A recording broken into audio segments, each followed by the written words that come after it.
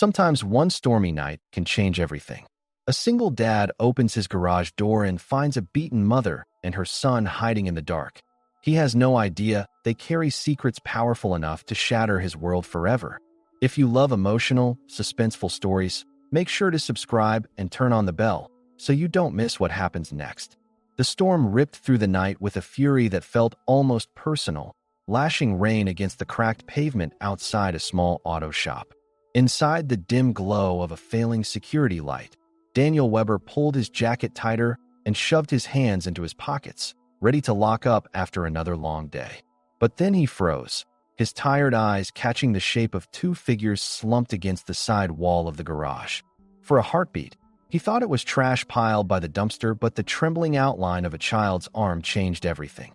He stepped closer, boots crunching through puddles, and the flashlight in his hand revealed what the storm had tried to hide. A woman was crouched over a young boy, her body shielding him from the cold. Her clothes, once expensive, were ripped and soaked, her cheeks streaked with blood. The boy clung to a stuffed bear, his eyes glassy with exhaustion and fear. Daniel's breath caught in his chest. People who looked like them didn't end up half-conscious outside auto shops. Not unless something had gone terribly wrong. "Hey, are you hurt?" His voice cracked the silence, raw and unsure. The woman flinched, her eyes snapping open, wild with panic. For a moment, she looked like she might run, but then the boy whimpered, pulling her back down to the ground. She whispered, barely audible, "Just one night, please." Daniel's calloused hands tightened on the flashlight. He remembered the same desperation staring back at him in the mirror 2 years ago when cancer had taken his wife. Against his better judgment, Daniel crouched down, lowering himself to her level. "I'm Daniel," he said quietly. "This is my shop. You're safe here. No one's going to hurt you." Something in his steady tone, or maybe the exhaustion in her bones, made the woman sag with relief. She whispered her name, Anna. The boy's small voice followed, shaky but clear, "Lucas." That was all Daniel needed. Within minutes, he had them wrapped in old blankets upstairs, trying to coax warmth back into their bodies. As the rain hammered the roof, Daniel sat across from her in the cramped office above the garage. Anna's hands shook around the mug of coffee he offered, her eyes darting constantly toward the windows as though she expected shadows to come alive. Lucas, pressed against her side, was already drifting into sleep. Daniel looked at the boy, then back at Anna, and thought about his own daughter asleep in the house next door. He heard his late wife's voice in the back of his mind the way she always said, "There's always room for one more in this life, no matter how broken." That memory pushed him to a choice he knew would change everything. The morning light crept in gray and unforgiving, and with it came the sound of Lucas coughing. Daniel rushed upstairs, finding Anna kneeling over her son, panic written across her bruised face. The boy's forehead burned with fever, his body trembling beneath layers of blankets. Anna's strength cracked, then her eyes filled with tears as she whispered, "He can't get sick." Not now. Daniel felt something twist inside his chest. He couldn't send them away, not like this. "Stay," he said firmly, "until he's better." Anna looked at him as if she didn't dare believe someone could still be kind, but her silent nod gave her away.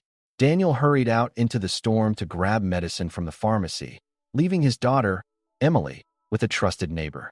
When he returned, Anna was singing softly to Lucas, a lullaby filled with heartache and comfort. It wasn't the sound of a stranger, it was the sound of a mother who had lost everything and was desperate not to lose more. Over the next days, as Lucas's fever broke, Anna began to reveal slivers of herself without realizing it. She insisted on helping around the garage, reorganizing invoices, clearing mistakes Daniel hadn't noticed, even fixing his outdated filing system. Her precision and calm focus were unlike anything he expected from a woman who had shown up on his doorstep half-broken. Watching her, Daniel realized she carried a kind of authority, like someone who had once run her own world before it collapsed. He didn't press her for details. He'd learned that people with haunted eyes often only spoke when ready. Lucas recovered quickly, his quiet nature blending easily with Emily's restless energy. The two children built forts out of spare tires, invented games with oil cans, and shared secrets in whispers. Yet sometimes Lucas said things that didn't add up, mentions of gardens so big they needed maps, of birthday parties with more guests than the whole town had people. Each time, Anna's face tightened, her gaze sharpening like a warning blade, and Lucas would fall silent again. One evening, after Daniel tucked Emily into bed, he found Anna sitting on the office steps wearing one of his late wife's old sweaters. The sleeves swallowed her hands, making her look far younger than the wary woman he'd first seen by the dumpster.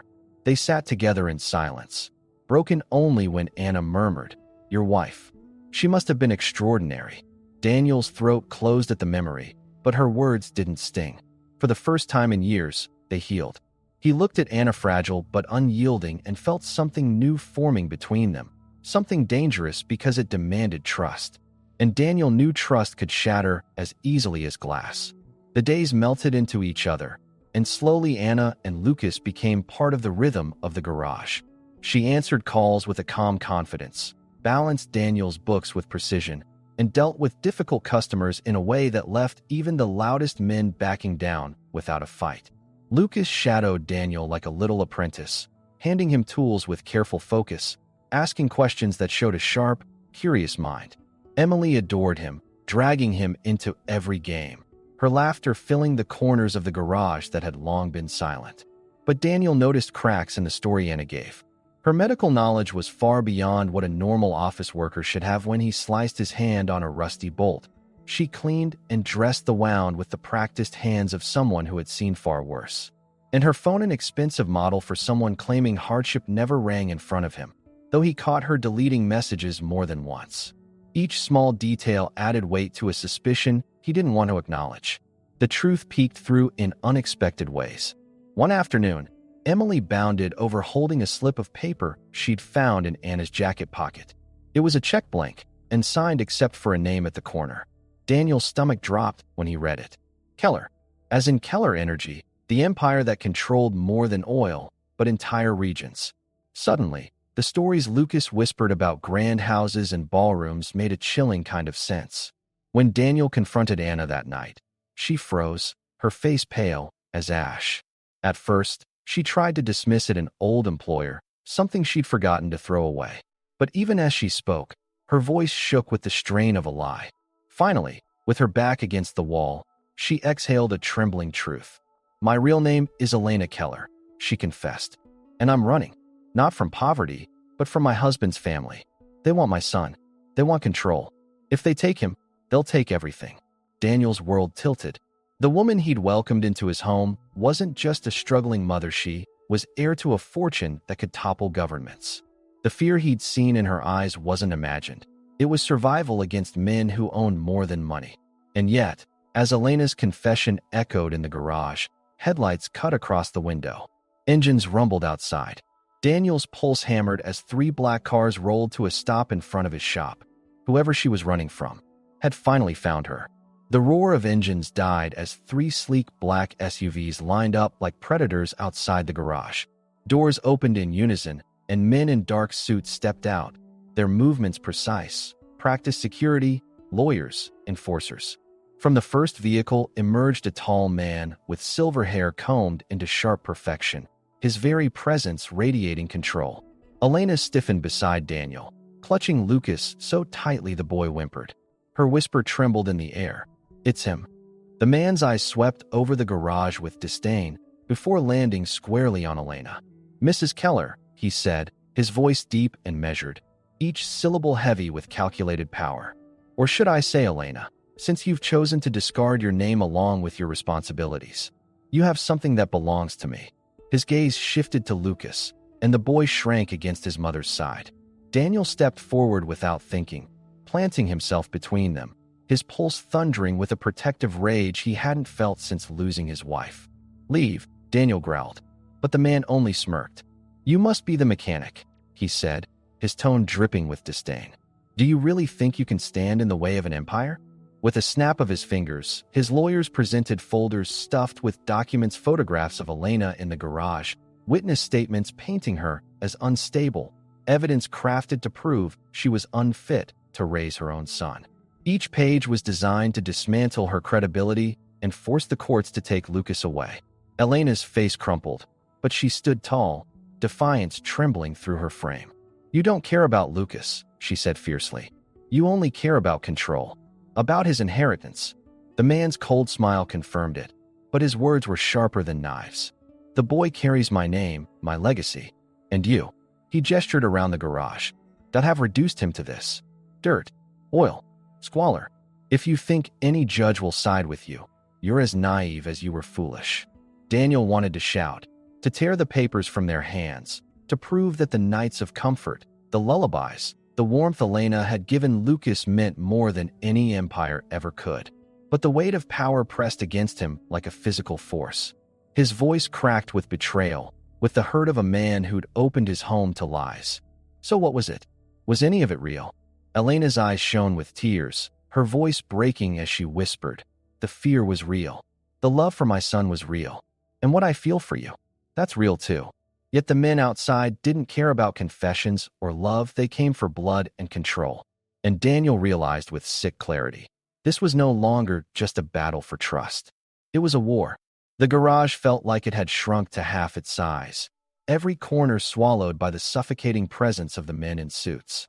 Elena's body trembled as she held Lucas, but her eyes sharp, glistening, unbroken, remained locked on the silver-haired man. He carried himself like a monarch, his words like verdicts, his gaze heavy enough to crush anyone who dared oppose him. Daniel's fists clenched at his sides, grease-stained knuckles itching to fight, even though he knew brute force meant nothing against this kind of power. The man Martin Keller moved further into the garage, stepping around tools and oil stains as though he owned the ground itself. "You've disgraced the Keller name," he hissed, "running away like a fugitive, hiding my grandson in filth, poisoning him with the illusion of an ordinary life. But you cannot erase bloodlines, Elena. Sooner or later, everything returns to where it belongs." He extended a hand toward Lucas as if claiming property, not family. The boy buried his face in Elena's shoulder, shivering. Daniel stepped forward, placing himself squarely between them. His voice cracked, but did not waver. "He doesn't belong to you. He belongs with his mother." For a brief second, silence filled the garage, broken only by the patter of rain outside. Then Keller's smirk returned. "A mechanic," he said softly, his words cutting. "You think courage will save you? You have nothing, no wealth, no power, no influence. When I'm done, you'll lose the only scrap of stability you cling to. I'll buy this pathetic shop and bulldoze it to the ground, just so you'll understand what it means to cross me." The threat sliced through Daniel's chest, but before he could speak, a small, innocent voice broke the tension.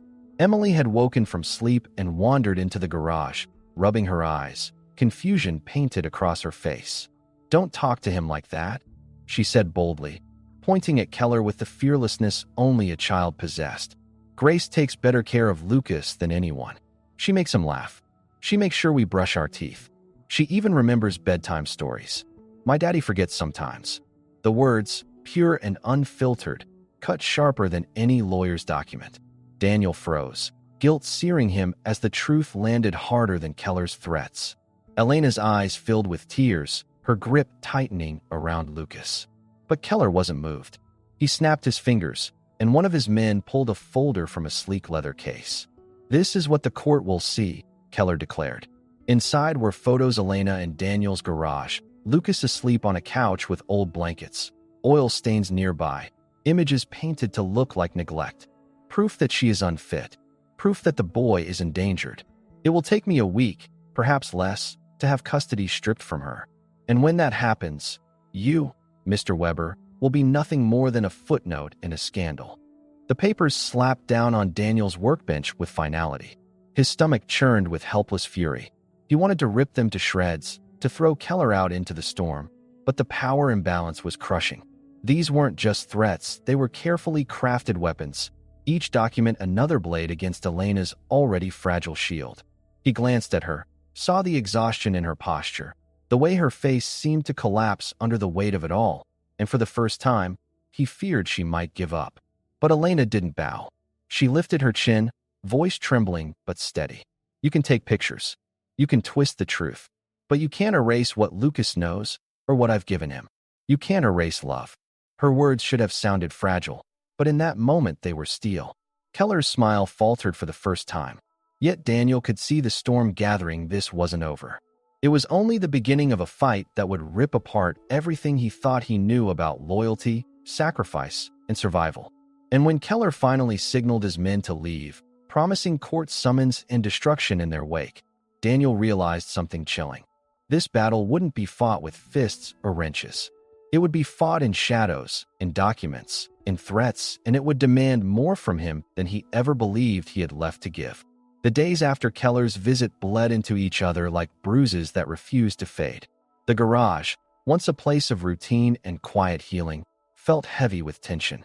Elena moved like a woman carrying the weight of two worlds, one of warmth and makeshift family with Daniel, Emily, and Lucas, and one of ruthless boardrooms, lawsuits, and a father-in-law who would stop at nothing to control her. Daniel watched her carefully, torn between admiration for her strength and fear of how long she could endure. He wanted to protect her, but how does a man with grease under his nails stand against an empire? One Thursday afternoon, the sound of twisting metal and a sharp crack shattered the fragile rhythm. Daniel had been working beneath an old car when the hydraulic lift gave out. The weight of the vehicle slammed down, pinning his leg with a force that made the air explode from his lungs. Pain like fire ripped through him. Emily screamed his name, her small hands trembling as she grabbed the phone. In her panic, she scrolled and found a number Elena had scribbled onto a scrap of paper weeks before dash, in case of emergency. Within minutes, paramedics arrived. Yet Daniel's fading consciousness registered something else: Elena's voice, sharp and commanding, cutting through the chaos with authority. She barked instructions like someone used to crises, her hands steady even as her face streaked with tears. Lucas clutched Emily in the corner, both children crying, but Elena never faltered. She rode in the ambulance, never letting go of Daniel's hand. He drifted in and out of morphine haze at the hospital, but when he woke, she was there. Not the terrified stranger he'd found in the rain, not the woman hiding behind a new name, but Elena Keller, unmasked, undeniable, and utterly present. Her designer clothes were wrinkled, her hair undone, her eyes red from crying, but she hadn't left his side. "Why?" he croaked, his voice ragged. "After everything, why come back?" Her hand tightened around his. "Because nothing else matters," she whispered. "Not the money, not the lawsuits, not him. When Emily called and said you were hurt, there was no choice. This is where I belong." The words struck Daniel harder than any injury. In that sterile hospital room, he understood whatever game her father-in-law was playing. Elena wasn't running anymore. The following nights were filled with confessions. With the curtain drawn around his bed, Elena finally spoke the whole truth.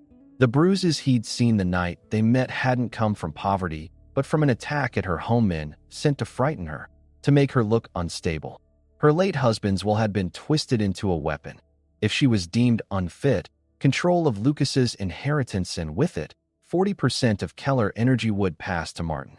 Elena's plan had been her only weapon.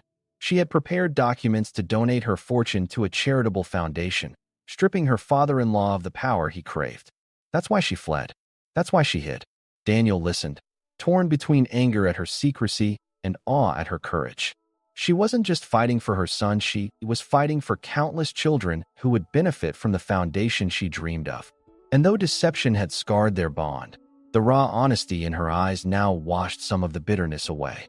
Days later, Keller returned, armed with lawyers and threats. He stormed into the hospital like a general leading an army, declaring Elena incompetent and Daniel unworthy. He waved injunctions, custody petitions, and psychological evaluations. "You've disgraced our name long enough," he thundered. "Hand the boy over, or watch the courts dismantle you piece by piece." But this time, Elena was ready. She rose from her chair, her posture straight as steel. From her bag, she produced recordings of Keller's threats, financial records proving his embezzlement, and sworn statements from employees he had bullied into silence. The hospital boardroom turned into a battlefield of paper and voices, and for the first time, Keller's certainty cracked. The man who had always spoken like a king now found himself cornered, his empire bleeding credibility. Daniel, still in a wheelchair, pushed himself forward. His voice was quiet but carried through the room like a hammer on iron. "She's not leaving, and neither am I. If you want to destroy her, you'll have to go through me too." It wasn't a declaration of war, it was a vow. And the silence that followed told Daniel that everyone in that room, even Keller, understood the depth of it. In the weeks that followed, Investigations into Keller's corruption multiplied. Courtrooms that once bent to his influence now demanded answers. The custody battle dissolved under the weight of his own crimes. And slowly, impossibly, Elena was free. 6 months later, the auto shop had transformed. Where Daniel's old garage once leaned under years of strain, the Weber-Keller Community Auto Center stood tall, modern, bustling, but still carrying the soul of the sanctuary it had always been. Daniel worked the engines, his limp a constant reminder of the accident, while Elena ran the books and oversaw the charitable foundation that had blossomed from her reclaimed fortune. In the evenings, the garage lights stayed on, not for customers, but for free workshops teaching young people skills to build a future. Emily and Lucas attended the same school, running home with stories of playground victories and childish arguments. The sound of their laughter filled the house Elena had chosen, a modest farmhouse near the shop, not the mansion Keller had once locked her into. On quiet nights, the children chased fireflies while Daniel and Elena sat on the porch, the sunset painting their faces in soft gold. Sometimes, fear still lingered. Elena flinched at unexpected knocks. Daniel winced when the weather made his leg ache, but healing had found them, one small piece at a time. On the kitchen counter sat a flashlight, the same flashlight Daniel had shattered in anger weeks before. Elena had found the broken pieces and painstakingly glued them back together. The cracks were visible, scars running along the metal, but when Daniel switched it on, the light glowed steady and warm. "Some lights," she told him softly, "are worth fixing." The children used it for shadow puppets during storms, for bedtime adventures, for chasing their rescued cat through the barn at night. To them, it wasn't just a flashlight, it was proof that broken things could shine again. One Sunday dinner, Emily blurted out with a grin, spaghetti sauce smeared across her cheek, "Daddy used to say he only needed me. But now we have Lucas and Anna, sorry, Elena too. He calls it our bonus family. I think Mama Sarah in heaven is happy because Daddy doesn't cry at night anymore." Her innocent words silenced the table, then wrapped it in warmth stronger than any vow. Later that night, Daniel and Elena worked side by side in the garage. He rebuilt an engine. She reviewed proposals for scholarships. The patched flashlight lit their shared space, its glow soft and steady. When their hands brushed reaching for the same tool, they looked at each other and smiled. No explanations, no apologies, just the quiet knowledge that love didn't need perfection. It only needed presence. Outside, the stars traced their ancient paths, indifferent to human struggle, yet somehow blessing it all the same. And inside, under the fragile but unwavering light of a mended flashlight, a family that had once been scattered and broken built something whole, something lasting, something new.